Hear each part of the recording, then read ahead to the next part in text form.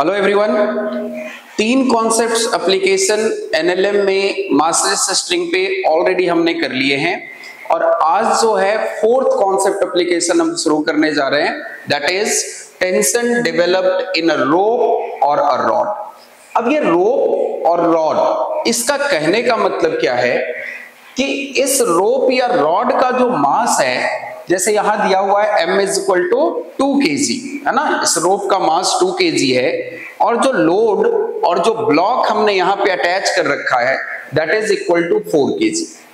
अब यहां पर देखो, मासलेस स्ट्रिंग की जब बात हम कर रहे थे उस समय मास जो होता था उस स्ट्रिंग का दैट वाज 100 टाइम्स और 200 times less than the mass of the load attached to it.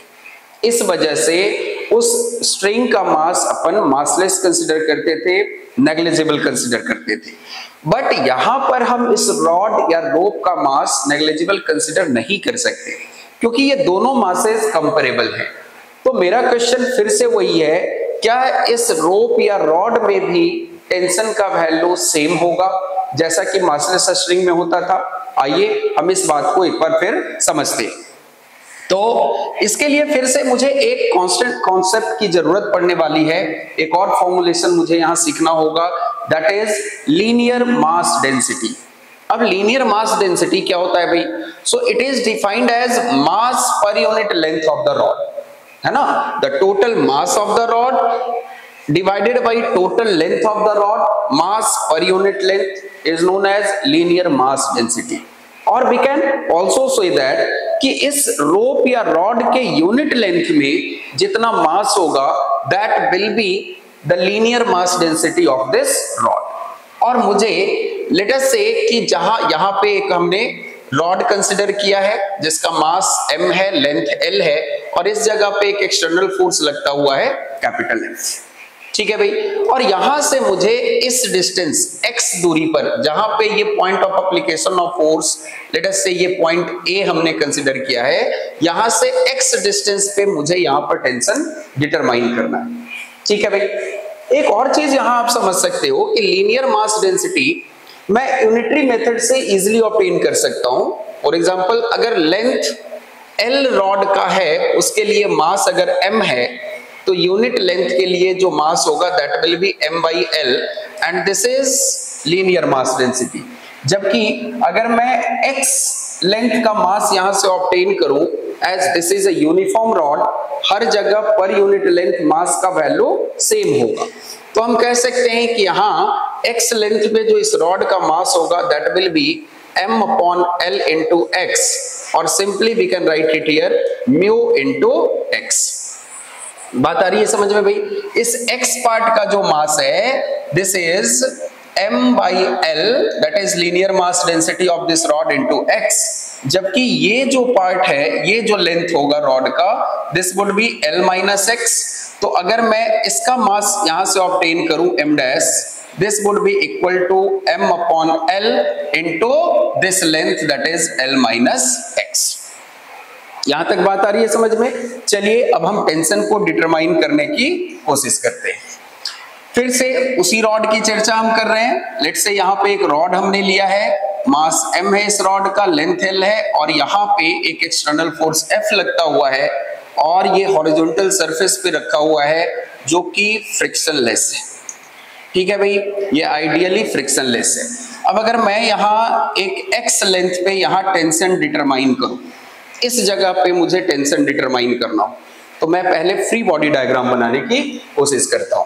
तो देखो भाई, इस जगह इस x पोर्शन में जो हमारा मास होगा ये ऑलरेडी आपने निकाल लिया है, यहाँ पे एक फोर्स F लगता हुआ है, जबकि यहां पर मैं टेंशन मान लेता हूं T और बाकी इस पार्ट के लिए जो ये रिमेनिंग पार्ट है this is L minus x, इस पे जो फोर्स लगता हुआ होगा that will B tension T और तो कोई फोर्स यहां पे नहीं लग रहा है, सरफेस जो है फ्रिक्शनलेस है। अगर मैं इस बॉडी का एक्सेलरेशन लिखना चाहूं, क्योंकि ये एक सिंगल बॉडी है, इसका एक्सेलरेशन हम इजीली लिख सकते हैं that is net force upon total mass of this rod, ठीक है भाई। सो एक्सेलरेशन जो होगा that will B F upon m। और अगर इस m मास का और इस m डैश मास का, है ना, मैं इसको m1 बोल देता हूं and let's say this is m2।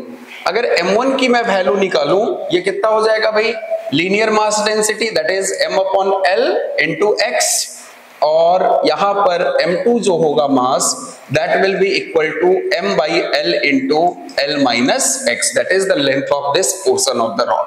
चलिए इसके बाद हम फ्री बॉडी डायग्राम बना लेते हैं इस m1 मास के लिए।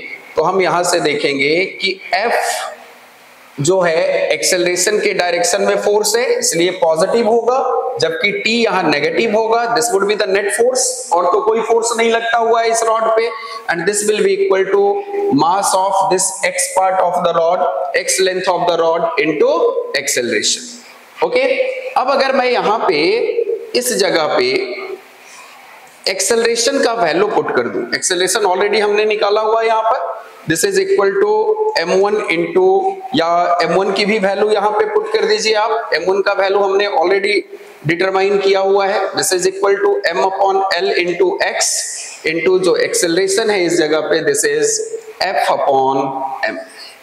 ठीक है, सो m से m तो यहाँ कैंसिल हो जाएगा, जबकि इस जगह पे जो हमारा t का वैल्यू होगा, इस पूरे टर्म को उठा के इधर ले आइए, this would B f minus f into x/l, और जो यहां पे टेंशन होगा this would B f into 1 minus x/l। देखो एक यहां से इक्वेशन मुझे टेंशन का मिल जाता है, अब इसी इक्वेशन को ध्यान से मुझे देखना है ना, क्या आपको यहां से समझ में आ रहा है that this tension is dependent on x। देखो भाई, क्या ये टेंशन, मुझे प्रोपोर्शनैलिटी का साइन नहीं लिखना चाहिए, मैं यहां से देख सकता हूं कि ये जो टेंशन का वैल्यू है ये किस पे डिपेंड करता हुआ है, x पे डिपेंड करता हुआ है, and x is the length of the rod from the point of application of force. चलिए इस चीज को और ढंग से हम समझते हैं, अगर मैं इस जगह पे x का वैल्यू 0 ले लूं, x का वैल्यू 0 ले लूं, मतलब जिस जगह पे point of application of force है एग्जैक्टली इसी जगह पे अगर हम टेंशन की बात करते हैं, इसी जगह पे टेंशन की बात अगर मैं करूं, तो इस जगह पे अगर आप x का वैल्यू यहां 0 पुट करते हो तो t at x is equal to 0 will be f into 1 minus 0/l, और this will be equal to f। ठीक है, जिस जगह पे ये फोर्स लगता हुआ है at the point of application of force that is at point A, tension का जो वैल्यू होगा that will be equal to the applied force F। Whereas अगर मैं इस एंड की बात करूं, इस जगह इस पॉइंट पे अगर मैं बात करता हूं तो यहां पे x का जो वैल्यू होगा दैट विल बी L। इस पॉइंट से देखो यहां से यहां तक ये पूरा रॉड का लेंथ L होगा, और अगर मैं इस जगह टेंशन डिटरमाइन करूं x is equal to L length के लिए इस पॉइंट B के लिए, और वहां पे मैं x का वैल्यू अगर L पुट करता हूं तो इस जगह L/L will be 1 and 1 minus 1 will be 0, this tension is found to be 0। बात आ रही है समझ में? तो यहां से एक चीज तो मुझे पहले ही समझ में आ रहा था कि मैं जैसे जैसे इस x का वैल्यू इंक्रीज करता जाऊंगा, इस पॉइंट से, point of application of force से जैसे ही हम दूसरे एंड की तरफ बढ़ेंगे, यहाँ टेंशन का वैल्यू डिक्रीज करता हुआ होता है, घटता हुआ होता है, ये कम होता हुआ होगा, और एग्जैक्टली जब हम दूसरे एक्सट्रीम पे पहुंचते हैं तो टेंशन का वैल्यू कितना हो जाता है? 0। हर जगह क्या टेंशन का वैल्यू सेम है?